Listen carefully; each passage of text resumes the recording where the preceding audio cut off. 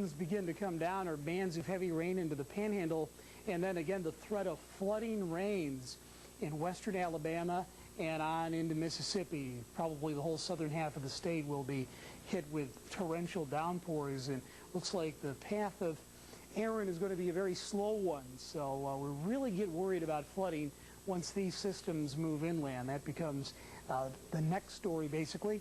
Thunderstorms up to...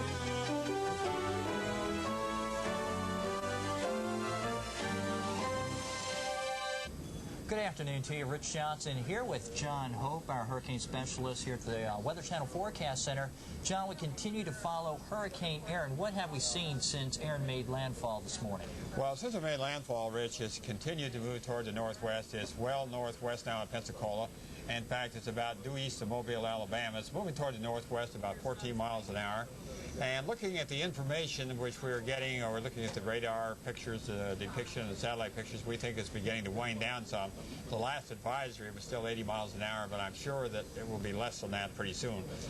Some of the gusts that we saw earlier, for instance, at Fort Walton, they reported gusts at 98 miles per hour, and over to around Mary Esther, of course, in Okaloosa County, gusts estimated near 100. So as the storm was making landfall, still some very impressive wind Well, gusts. we did have winds certainly gusting over 100 miles an hour, Rich, but I think we need maybe to put this in a little bit of perspective, because if we look at the hurricanes that hit upon the Florida Panhandle, and Mississippi and Alabama, Camille was a Category 5, and Eloise and Elena and Frederick were all Category 3 hurricanes. Now, a Category 3 hurricane is going to do a lot more damage than a Category 1. Now, this was almost a Category 2, to be sure.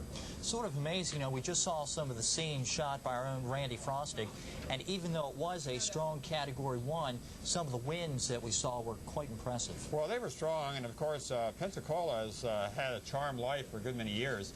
The last direct hit they had with a hurricane in Pensacola was in 1926. That's 69 years ago. Well, we certainly have seen areas close by Pensacola hasn't really seemed such of fortunate their luck there. They've had hurricanes off to the west and to the east, but not over Pensacola itself. And of course, the one we all remember the most probably was Camille. Well, Camille certainly commanded past Christiane, and that was a Category 5, one of the two Category 5 hurricanes that ever hit the United States. The other one was down the Florida Keys in 1935. Okay, let's see what we have for our latest information out there, and here's the latest that we do have on Erin. Well, it continues to move on, as we can see there, toward the northwest, Rich, at 14 miles an hour. And at this time, which was 2 p.m. Central Daylight Time, it was centered 20 miles east of Mobile, Florida. And the pressure up just a little bit now, 977 millibars, as you see there, and we expect that to go ahead and wind down. We have a little change in the hurricane warning area. Rich, you want to describe that? Well, we did see part of the warnings taken down with this last advisory, and we do expect the possibility of the rest of the warnings along the coast taking down later today. Well, the hurricane warnings will come down finally when it's no longer a hurricane. There may be some other warnings taking its place for a while. But as with all landfalling hurricanes, it is winding down, and we think it will continue to do that. Okay, as we look at our storm surge here, how long do you expect to see the surge, and what is the possibility of it still making its way a little bit farther to the west with that southerly wind bringing the winds and the seas in from the Gulf? There will be some increase in tide, Rich, but as this hurricane gets inland, the surge is certainly going to lessen. I suspect that they've had the highest part of the storm surge already. I don't think they'll have anything from now on as high as what they've already seen.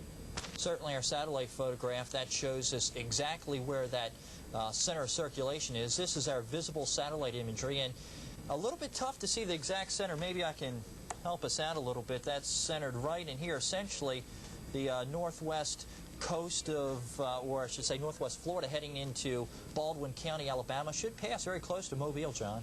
Yeah, a little bit north, I suspect. The winds at Mobile are beginning to back. That is, come around more towards the northwest.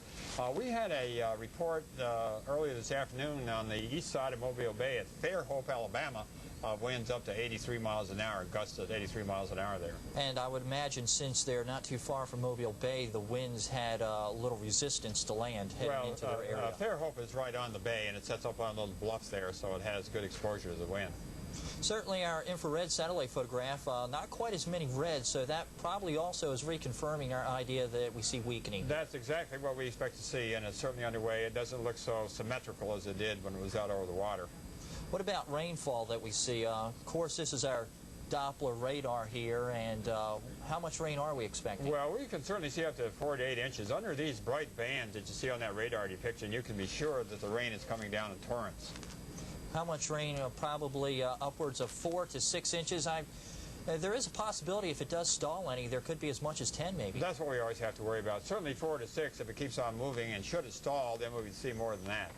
John, also in the tropics, of course we're following Erin right now, but we do see another tropical wave which is in the Caribbean Sea. Well,